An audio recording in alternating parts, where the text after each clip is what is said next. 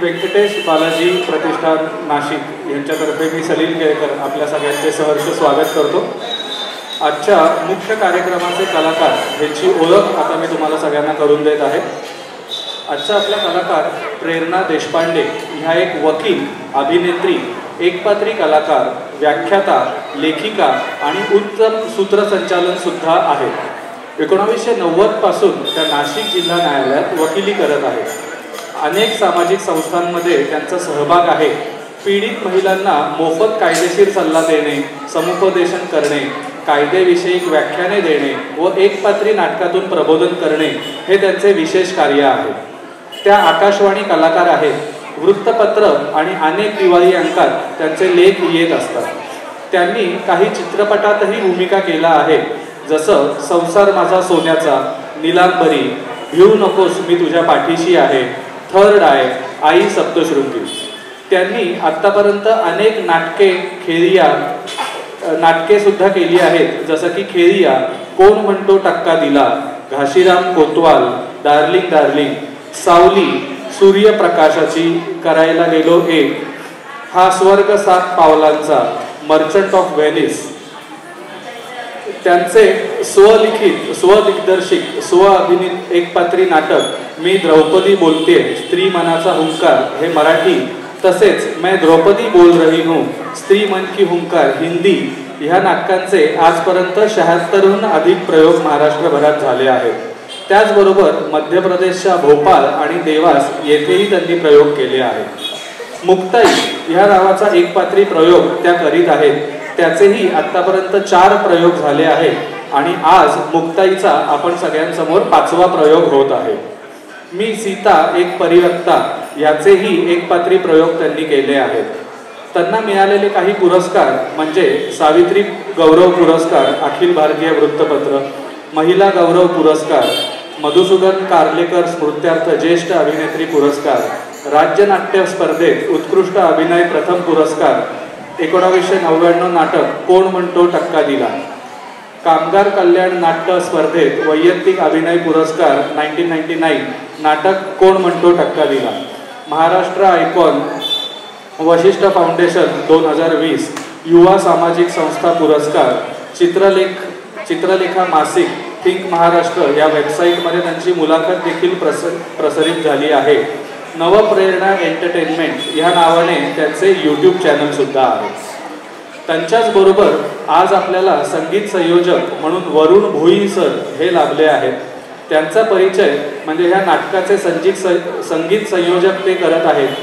ते शिल्पकार असून जे स्कूल ऑफ आर्ट मुंबई येथे त्यांनी शिल्पकलेचे शिक्षण घेतले आहे। अमृतधाम पंचवटी येथे त्यांचा कला स्टुडिओ आहे। अनेक प्रदर्शनात त्यांनी सहभाग नोंदवून बक्षिसे मिळवली आहेत। त्यांची शिल्पे व चित्रे परदेशातही गेली आहेत। जिल्हाधिकारी कार्यालयाच्या आवारात त्रिमुखी सिंह मुद्रा, अशोक चक्र शिल्प हे त्यांनी साकारले आहे। देवळाली कॅम्प येथे कारगिल युद्ध शिल्प हे त्यांनी साकारले आहे। नुकताच त्यांच्या सर्वात उंच छत्रपती शिवाजी महाराजांच्या अश्वारूढ शिल्पाचं जागतिक प्रथम पुरस्कार त्यांना मिळाला आहे। नेताजी भोईर यांनी स्थापन केलेल्या विजय नाट्य मंडळाची धुरा ते सध्या सांभाळत आहेत। ते स्वतः उत्तम नाटक अभिनेते, दिग्दर्शक, संगीतकार आणि नेपथ्यकार आहेत। गेल्या वर्षी 2022च्या कामगार कल्याण नाट्य स्पर्धेत त्यांनी दिग्दर्शित केलेल्या सत्य शिवाचा तेजो गोल ह्या नाटकास एकूण 6 बक्षिसे मिळाली आहेत। 2023च्या कामगार कल्याण स्पर्धेत देखील शरणम शांती ह्या नाटकास 5 बक्षिसे मिळाली आहेत। नाशिकचे प्रसिद्ध नाटककर्मी नेताजी भोईर हे त्यांचे नातू आहेत। मी डॉक्टर बालाजी वाले यांना विनंती करतो की त्यांनी आजच्या दोन्ही कलाकारांची स्वागत आणि सत्कार करावा। स्वागत करूया।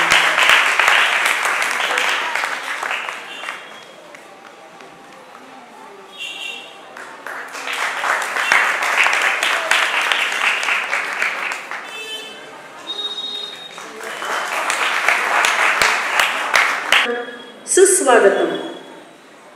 नवप्रेरणा एंटरटेनमेंट सादर करीत आहे मुक्ताई, एक अत्यंत सात्विक, हृदयस्पर्शी एकपात्री नाट्यप्रयोग मुक्ताई। ज्ञानेश्वर, निवृत्तीनाथ, सोपान यांची धाकटी बहीण एवढीच मुक्ताईची ओळख आहे का? अहो ती तर चांगदेवांची गुरु, नामदेवांना गुरुतत्वाचा मार्ग दाखविणारी, ज्ञानेश्वरांना ताटीचे अभंगातून स्फूर्ती देऊन आत्महत्येपासून परावृत्त करणारी आणि दोघा भावांनी समाधी घेतल्यावर सदैव आकाशात विजेच्या वेगाने निघून जाणारी ही आदिशक्ती, ती हीच मुक्ताई. याच मुक्ताईला जाणून घ्यायचा एक अल्पसा प्रयत्न. लेखन, संकल्पना, दिग्दर्शन व सादरकर्त्या विधिज्ञ व ज्येष्ठ रंगकर्मी प्रेरणा देशपांडे. ध्वनी संयोजन शिल्पकार वरुण भोईर. सादर करीत आहे एक पात्री नाट्य प्रयोग मुक्ताई. ओळखलं का तुम्ही मला? आज खूप वर्षांनी मी आपल्या भेटीस आले आहे. आपल्याशी खूप काही बोलण्यासाठी, आपल्याला बरंच काही सांगण्यासाठी. विठ्ठलपंत आणि रुक्मिणी हे माझे माता पिता. निवृत्ती, ज्ञानदेव, सोपान यांची मी धाकटी बहीण. मी मुक्ता. माझे आयुष्य पुढे 17-18 वर्षांचे होते. तरी देखील आजपर्यंत तुम्ही माझी आठवण ठेवलीत. मी रचलेले काव्य, ओव्या, ताटीचे अभंग यावरून मी भारतातील पहिली मराठी कवयित्री म्हणून आपण माझा उल्लेखही करता. मला धन्यता वाटते. माझे माता पिता अत्यंत धार्मिक वृत्तीचे, सात्विक, सोज्वळ, सज्जन. माझ्या वडिलांनी तरुण वयातच 4ही वेदांचा, उपनिषदांचा, 18 पुराणांचा, विविध धार्मिक ग्रंथांचा अभ्यास पैठणच्या गुरुकुलात राहून केला होता. विवाहानंतरही त्यांचं मन संसारापेक्षा ज्ञानार्जनात गुंतलं होतं. त्यांना अधिकाधिक ज्ञान मिळवण्याची इच्छा होती. म्हणून राहिलेली तीर्थयात्रा पूर्ण करण्याकरता ते आळंदीहून निघून काशीला गेले.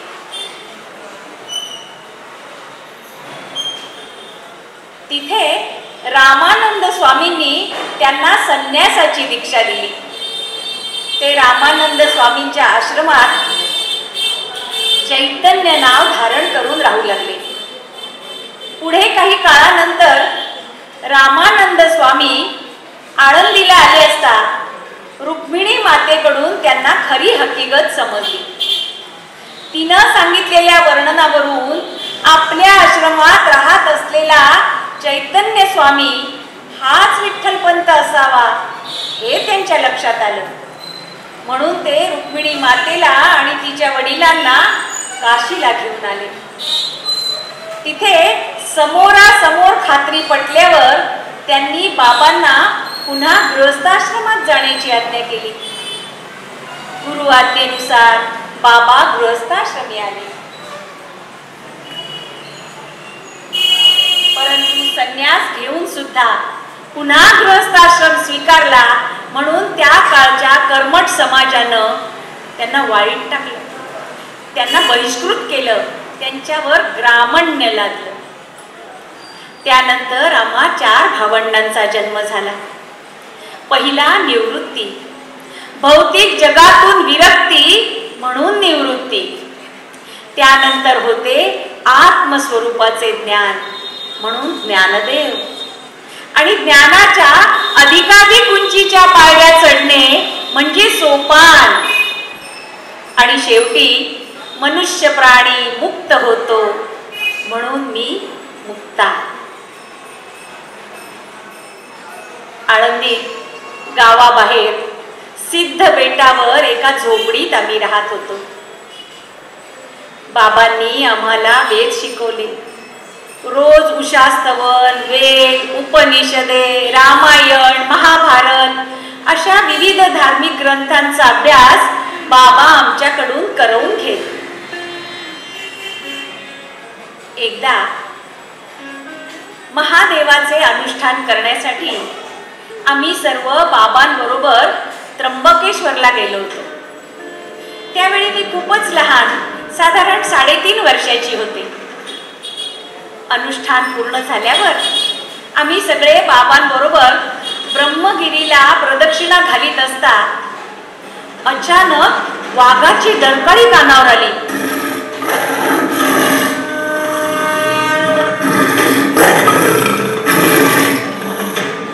आम्ही सगळे भयभीत जाऊन सैरावैरा पडू लागलो. आईनं मला कडेवर उचलून घेतलं आणि बाबांनी सोपानाला. क्षणभर काय घडलं ते समजलंच नाही. पण नंतर निवृत्ती दादा कुठेच दिसेना. आम्ही त्याचा खूप शोध घेतला, पण तो सापडेना. बाबा आणि ज्ञानेशा त्याला रोज शोधायला जात होते. 7 दिवस उलटले, पण तो सापडेना. शेवटी दुःखी होऊन आम्ही पुन्हा परतणार होतो. त्र्यंबकेश्वराचे शेवटचे दर्शन घेऊन निघणार, तोच निवृत्ती दादा मंदिराच्या समोर दिसला. तो अगदी बदललेल्या अवस्थेत. तेजपुंज शरीर, अंगात भगवी कपणी, गळ्यात झोळी, कंठी रुद्राक्षमाळ, सर्वांगाला भस्म लावलेले. त्याला पाहून आम्ही सगळे आनंदित झालो आणि अचंबितही. निवृत्ती, बाळा, अरे इतके दिवस तू कुठे होतास? असं बाबांनी विचारल्यावर तो हकीकत सांगू लागला.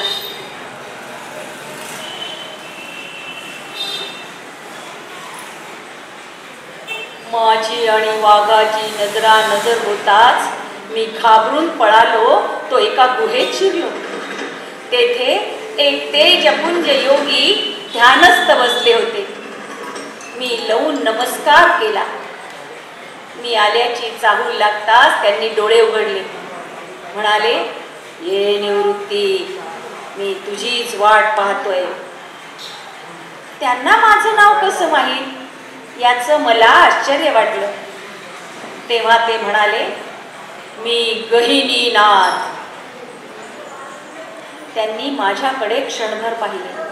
त्यांच्या डोळ्यातून एक दिव्य प्रकाश माझ्यावर पडला आणि माझ्यात चेतना निर्माण झाली. त्यांनी मला आसनावर बसवले. माझ्या डोक्यावर हात ठेवून जोरात पुकारा केला, आला निरंजन. त्यांनी माझ्या कानात मंत्र म्हटला आणि मला समाधी लागली.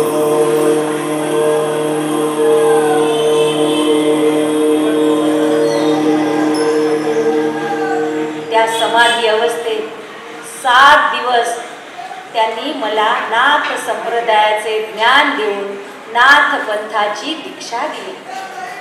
गहिनी नाथांनी अनुग्रह दिला आणि मी आता नाथपंथी झालो आहे.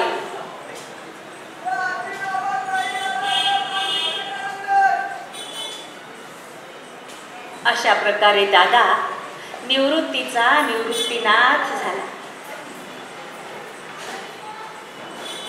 जन्मापासूनच संन्याशाची मुलं म्हणून आमचा अपमान होत होता. आई बाबांची कुचंबणा तर होतच होती, परंतु मुलांना तरी समाजात घ्यावं, त्यांच्यावरील ग्रामण्य उठवावं, त्यांचं मौंजी बंधन करण्याची अनुमती ब्रह्मसभेनं द्यावी म्हणून बाबा ब्रह्मसभेला विनंती करीत होते. पण ब्रह्मसभेने मात्र त्यांना देहांत प्रायश्चित्त घेण्याचा आदेश दिला. शेवटी आमच्या आईबाबांनी प्रयागला जाऊन जलसमाधी घेऊन देहांत प्रायश्चित्त घेतलं. त्यावेळी निवृत्ती दादा 10 वर्षांचा, ज्ञानेशा 8 वर्षांचा, सोपान 6 वर्षांचा आणि मी अवघी 4 वर्षांची होते.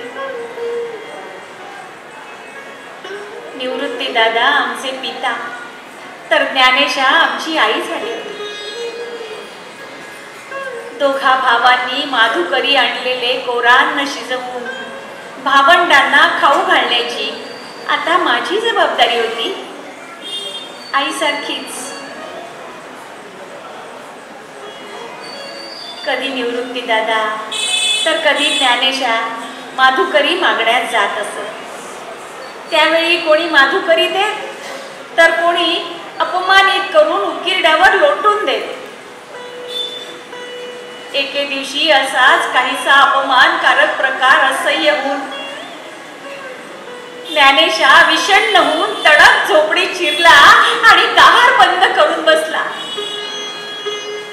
मी आणि सोपान अंगणात गीतेच्या 9व्या अध्यायाचे पठण करीत बसलो होतो. तेवढ्यात निवृत्ती दादा, अरे ज्ञानेशा ज्ञानेशा, अरे माझं ऐक तर खरं, असं ओरडतच आला आणि बंद दारावर थापा मारून हाकारू लागला. सोपानही रडवेला होऊन दारावर थापा मारू लागल्यावर ज्ञानेशानं आतूनच उत्तर दिलं, मला आता जगायचं नाहीये. आता सहनशक्तीचा अंत झालाय. आई बाबांनी देहांत प्रायश्चित्त घेतल्यावरही आपला छळ होतोय. दगड मारले, अपमान केला, माधुकरी शेणाचे गोळे वाढले, तरी सर्व विना तक्रार सहन केलं.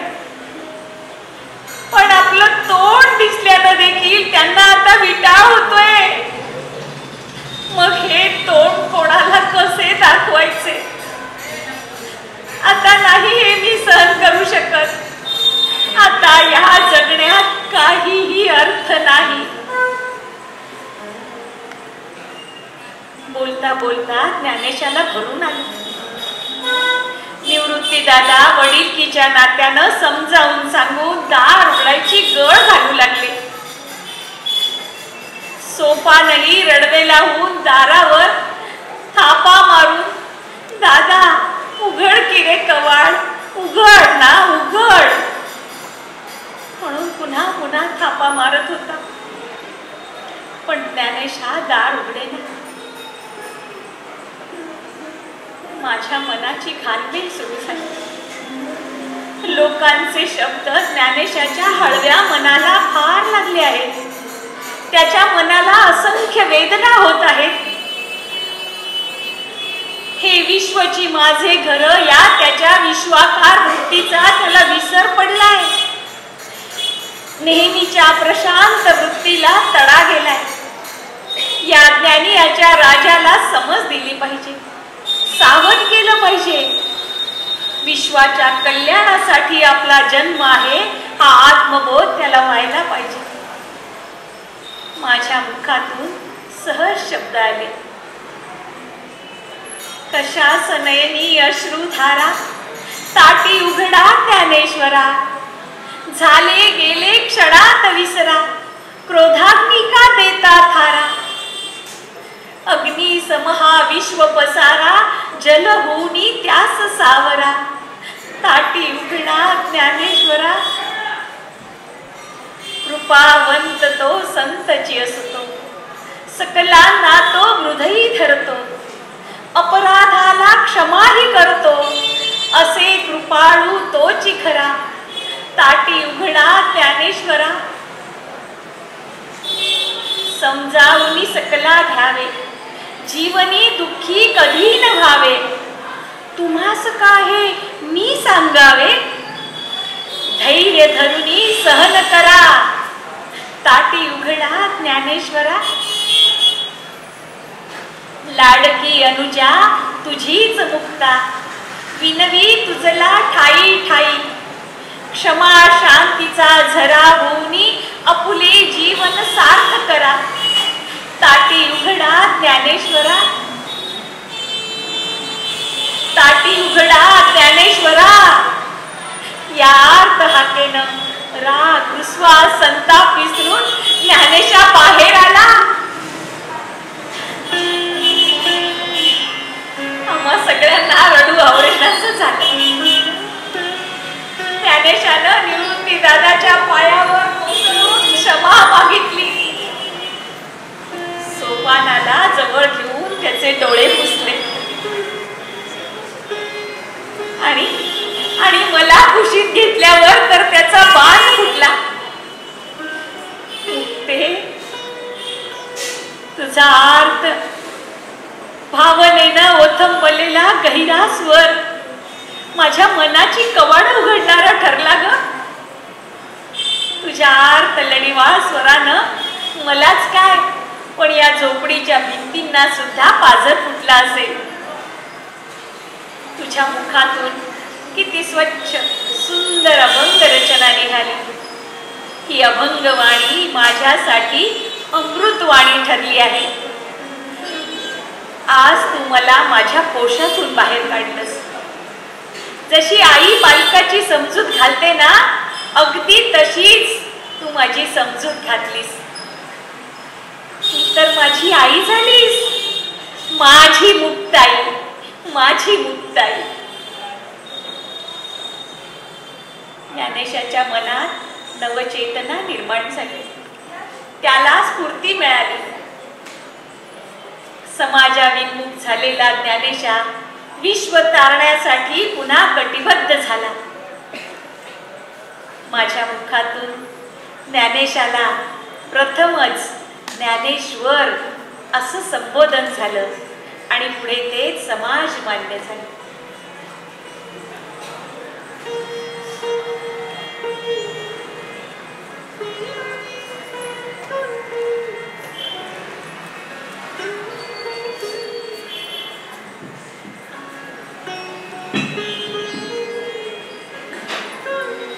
आमचा अभ्यासाचा दिनक्रमही पूर्वीप्रमाणेच चालू होता.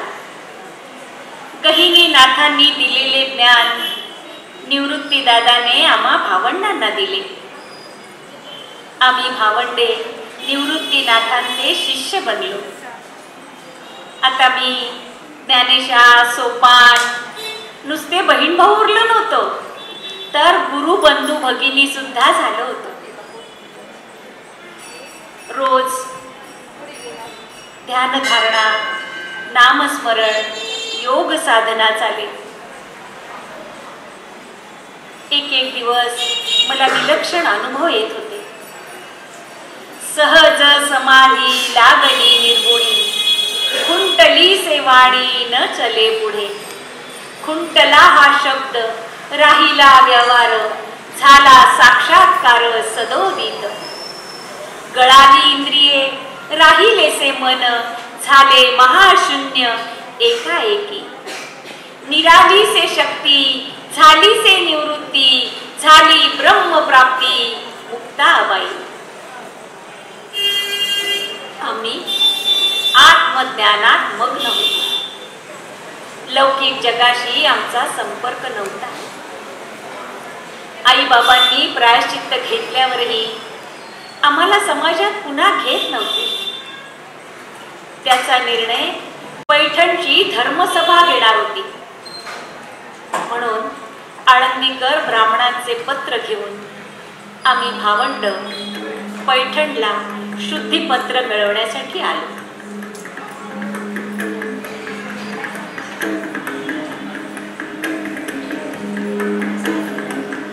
धर्मसभा भरली. आचार्य गोपदेव अध्यक्षस्थानी होते. आम्ही सर्वांनी त्यांना लावून नमस्कार केला आणि ओळीत उभे राहिलो. आपल्या येण्याचे प्रयोजन असं आचार्यांनी विचारताच निवृत्ती दादा मान झुकवून नमस्कार करीत म्हणाला,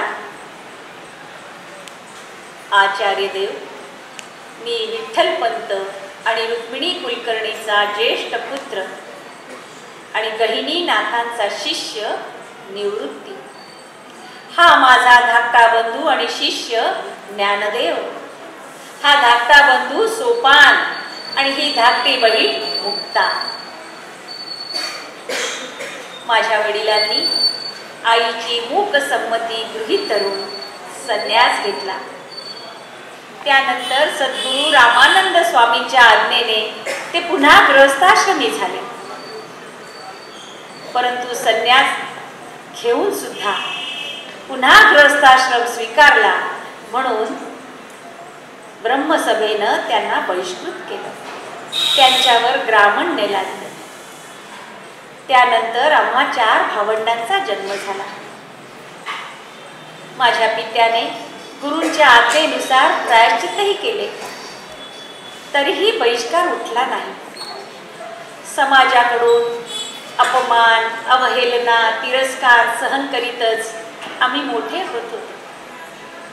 परंतु आपल्या चुकीचा दोष आपल्या निष्पाप मुलांवर लादला जाऊ नये, ग्रामण्याची मत्सराग्नीची धग आपल्या मुलांना लागू नये म्हणून बाबा ब्रह्मसभेला विनंती करीत होते. माझे मौजी बंधनाचे वय झाल्यावर बाबांनी धर्ममार्तंडांना भेटून हात जोडून उपनयनाची अनुमती मागितली. परंतु अनुमती न देताच त्यांच्याकडून घडलेल्या धर्मबाह्य वर्तनासाठी त्यांना देहांत प्रायश्चित्त घेण्याचा आदेश दिला.